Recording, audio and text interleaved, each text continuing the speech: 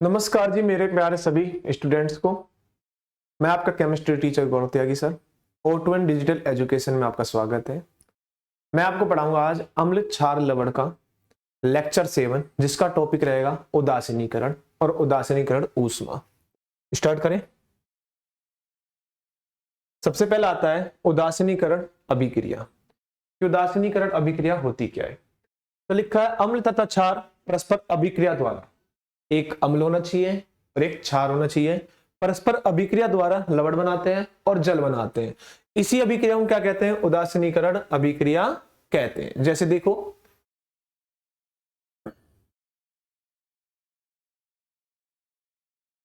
हमने ले लिया है NaOH और प्लस में क्या ले लिया हमने? HCl। अब ये क्या है? क्षार है। कैसा क्षार है? प्रबल क्षार। कैसा क्षार है ये? प्रबल क्षार।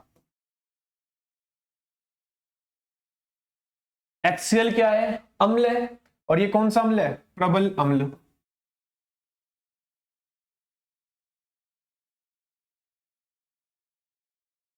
प्रबल अम्ल। तो अम्ल तथा क्षार परस्पर अभिक्रिया करके लवण बनाते हैं और साथ में क्या देते हैं आपको? जल। तो ये देखो Na+Cl-, यहां से तो NaCl निकल गया और क्या क्या बच गया इधर से? H+OH-, क्या बच गया इधर से? H2O। तो अम्ल और क्षार परस्पर अभिक्रिया द्वारा एक तो आपको लवण देंगे और साथ में आपको क्या देंगे? जल। यही क्या कहलाती है? आपकी उदासीनीकरण अभिक्रिया कहलाती है। पॉइंट क्लियर हो गया ना? अब आगे समझो। फिर क्या रहा है इसमें? उदासीनीकरण ऊष्मा। कि उदासीनीकरण ऊष्मा क्या है? तो इसमें लिखा है बच्चों कि अम्ल तथा क्षार परस्पर अभिक्रिया करके उदासीनीकरण जो अभिक्रिया बना रहे हैं उसमें जो हमारी एनर्जी उत्सर्जित हो रही है, क्या हो रही है? उत्सर्जित। तो वही क्या कहलाती है? आपकी उदासीनीकरण ऊष्मा कहलाती है। 1 मोल अम्ल और 1 मोल क्षार, 1 मोल अम्ल और 1 मोल क्षार के तनु विलयनों की परस्पर उदासीनीकरण अभिक्रिया में जो ऊर्जा उत्सर्जित हो रही है वही क्या कहलाती है? उसकी उदासीनीकरण ऊष्मा कहलाती है। जैसे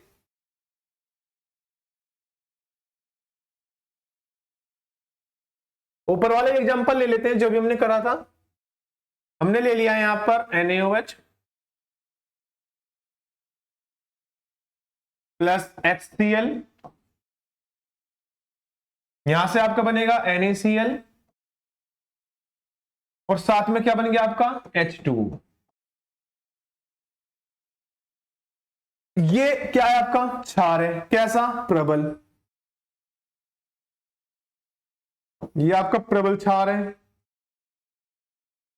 ये अम्ल है, प्रबल अम्ल।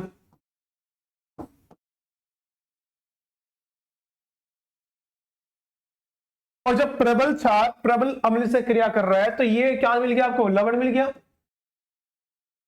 और साथ में आपको क्या मिल गया? जल। तो इस पूरी अभिक्रिया के दौरान जो भी आपकी ऊर्जा उत्सर्जित होगी वही आपकी उदासीनीकरण ऊष्मा कहलाती है। तो देखो, याद क्या करना है आपको? जब दोनों प्रबल हो, कैसे हो? प्रबल। ये भी प्रबल है, ये भी प्रबल है। जब दोनों प्रबल होते हैं ना तो जो एनर्जी होती है, जो कितने किलो कैलोरी होती है? 13.7 किलो कैलोरी। प्लस में 13.7 किलो कैलोरी। इतनी ऊर्जा उत्सर्जित होती है, इतनी ऊर्जा उत्सर्जित होती है। अब यदि हमारे पास एक हम ले लेते हैं प्रबल क्षार और एक ले लेते हैं दुर्बल अम्ल, या फिर एक ले लेते हैं दुर्बल क्षार और एक ले लेते हैं प्रबल अम्ल, तो उसमें एनर्जी कितनी एक्साइटेड होगी? तो उसमें जो एनर्जी आपकी लगेगी वो लगती है आपकी 13.3। कितनी लगेगी? 13.3, क्योंकि एक ना एक तो प्रबल रहेगा ही। और जब दोनों ही कमजोर हो जाए, दोनों ही दुर्बल हो जाए, या तो दुर्बल अम्ल हो या फिर दुर्बल क्षार हो, तब एनर्जी कितनी निकलेगी? तो 11.9 किलो कैलोरी। तो ये पॉइंट याद रखना है आपको कि प्रबल क्षार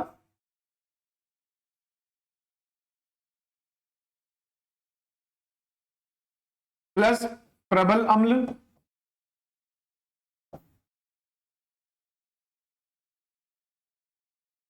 इनके एनर्जी लगेगी इन रिएक्शन होने में 13.7 किलो कैलोरी।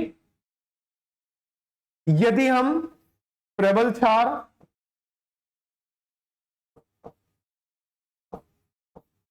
और दुर्बल अम्ल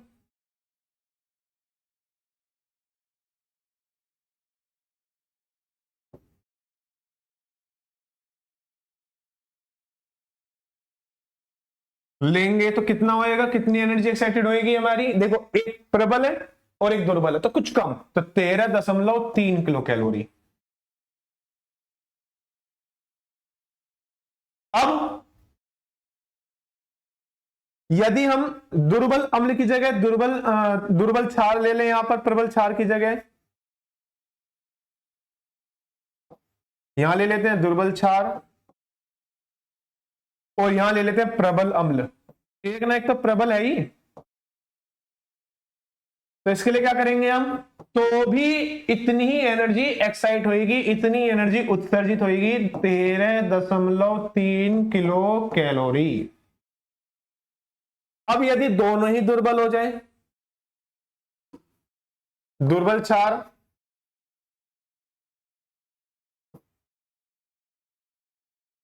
और साथ में दुर्बल अम्ल,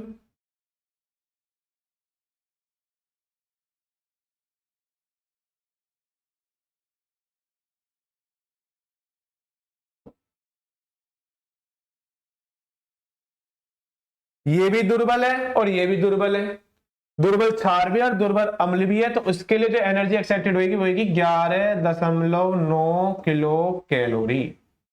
ये पॉइंट आपको याद रखना है। आप रिएक्शन पूरे आपकी जो 10th क्लास है, 10th क्लास में ये रिएक्शन चलेगी आपकी NaOH प्लस HCl और NaCl प्लस में H2O, जिसे उदासीनीकरण ऊष्मा, जिसे उदासीनीकरण अभिक्रिया कहते हैं। और इस उदासीनीकरण अभिक्रिया के लिए जितनी एनर्जी आपकी लगती है वह आपकी उदासीनीकरण ऊष्मा कहलाएगी। तो जब दोनों प्रबल हो तो 13.7, जब कोई एक भी दुर्बल हो जाए तो 13.3, और जब दोनों दुर्बल हो तो 11.9। अब बात आती है लवण। तो अभी हमने उदासीनीकरण अभिक्रिया पढ़ी है कि अम्ल तथा क्षार परस्पर अभिक्रिया करके लवण तथा जल बनाते हैं। तो उदासीनीकरण अभिक्रिया के दौरान जो हमें आयनिक क्रिस्टल प्राप्त होते हैं वही क्या कहलाते हैं, आपका लवण कहलाता है। तो किसी अम्ल और क्षार की उदासीनीकरण अभिक्रिया से, अम्ल और क्षार की उदासीनीकरण अभिक्रिया से प्राप्त आयनिक ठोस को, कैसे ठोस को, आयनिक ठोस को क्या कहेंगे हम, लवण कहते हैं। जैसे वही एग्जांपल जब हम पढ़ रहे थे, हमने ले लिया है NaOH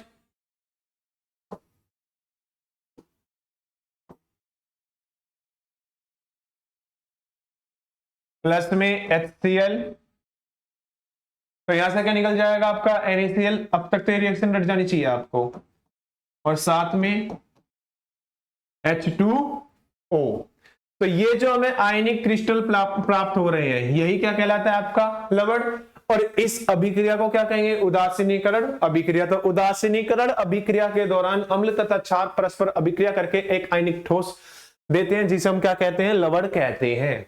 अब यह जो लवण है ये खाने में जो हम नमक यूज करते हैं वो खाने में तो यूज करते हैं उस नमक का। अब ये सामान्य लवण होता है, कैसा लवण होता है, एक सामान्य लवण, ठीक है। अब यहां से फॉर्मूला आता है साधारण नमक। अभी हमने पढ़ा था खाने में किसका यूज करते हैं, NaCl का। तो NaCl को ही हम क्या कहते हैं, साधारण नमक कहते हैं। क्या कहते हैं, साधारण नमक। तो जो इसका अणुसूत्र होता है वो होता है आपका NaCl। फिर बात आती है इसके रासायनिक नाम की। तो रासायनिक Na को क्या कहते हैं, सोडियम,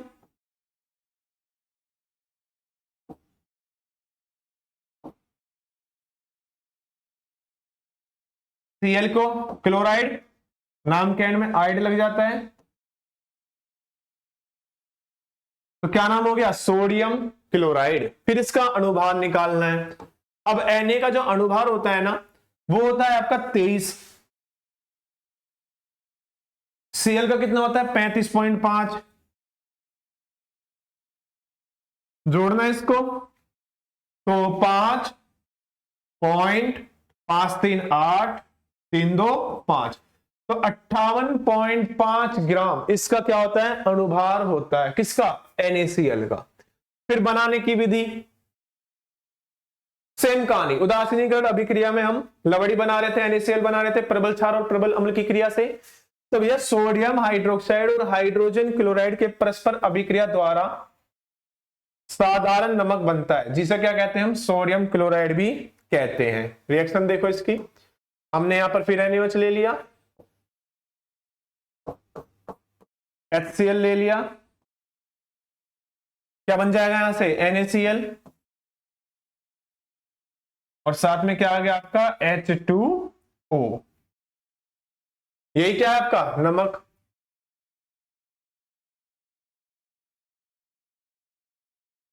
आगे समझो।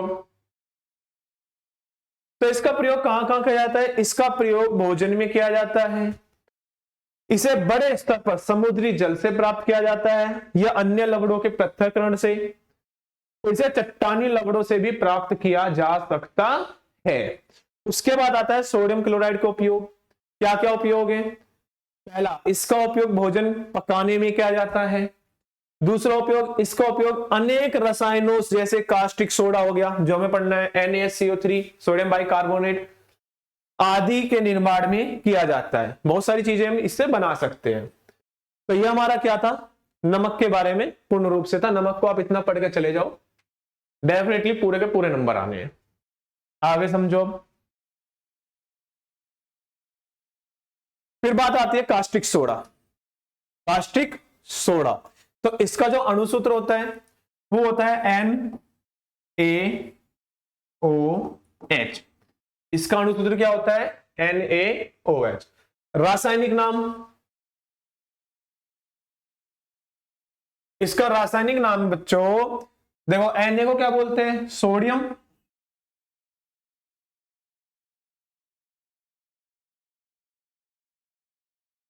OH को क्या कहेंगे हाइड्रोक्साइड,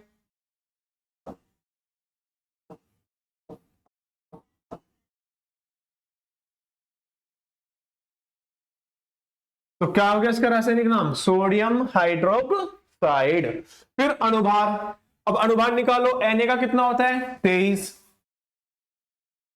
ऑक्सीजन का कितना होता है 16, हाइड्रोजन का कितना होता है 1, जोड़ना 16 और 1 17, 17 और 23 कितने हो गए 40। तो 40 ग्राम इसका क्या होता है अनुभार होता है। ठीक है, 6 3 9 और 1 10, 0 से लगा 1 2 और 1 3 और 1 4। फिर बनाने की विधि, तो बनाने की विधि में कह रहा है कि सोडियम क्लोराइड, सोडियम क्लोराइड के जलीय विलयन में, सोडियम क्लोराइड के जलीय विलयन में विद्युत प्रवाहित करने पर सोडियम हाइड्रोक्साइड उत्पन्न होता है और इसे हम क्लोर क्षार प्रक्रिया भी कहते हैं। क्या कह रहा है ध्यान से सुनो।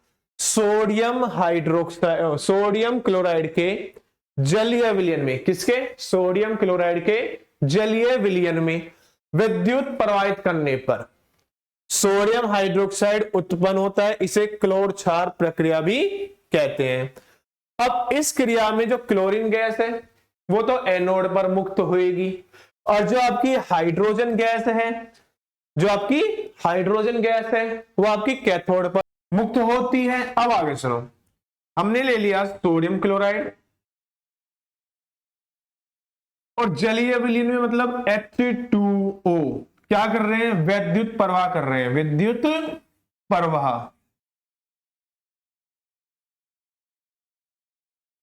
तो जब हम विद्युत प्रवाह कर रहे हैं तो हमें क्या बनाना है NaOH बना दो। यहां से क्या निकल जाएगा आपका NaOH। साथ में कौन सी गैस निकलती है इसमें क्लोरीन गैस, तो क्लोरीन गैस निकाल दो क्योंकि क्लोरीन गैस कहां पर मुक्त हो रही है एनोड पर, और हाइड्रोजन गैस कैथोड पर, हाइड्रोजन गैस निकाल दो। अब बैलेंस करो, Cl कितने हैं वहां 2, तो यहां 2 से गुणा कर दो। Na2 हो गए, यहां 2 से गुणा कर दो। H देखना, 2 ये रहे, 2 ये रहे, कितने हो गए 4, यहां सिर्फ 2 है तो यहां 2 से गुणा कर दो। फिर ऑक्सीजन देखो कितने हैं 2, तो यहां पर भी ऑक्सीजन कितने हैं आपके 2 है। इसे हम कौन सी प्रक्रिया कहते हैं? इसे कहते हैं हम क्लोर क्षार प्रक्रिया। कौन सी प्रक्रिया कहते हैं? क्लोर क्षार प्रक्रिया। ये देखो यहां पर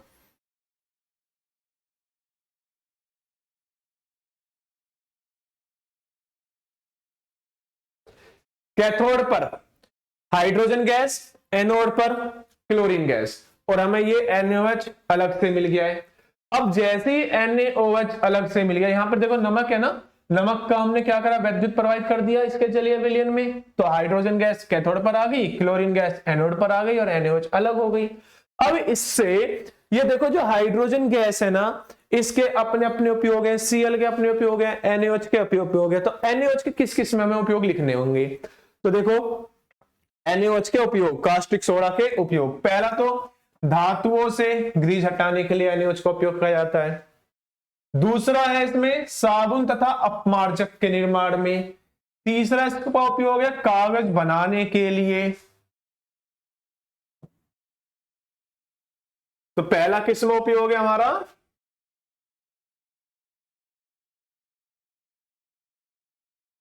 क्या लिख सकते हैं हम? लिख सकते हैं साबुन तथा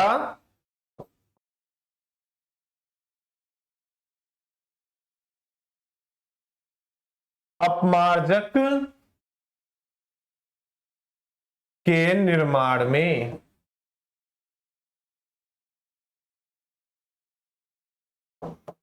दूसरा हम किस में उपयोग लिख सकते हैं? दूसरा लिख सकते हैं कागज बनाने में।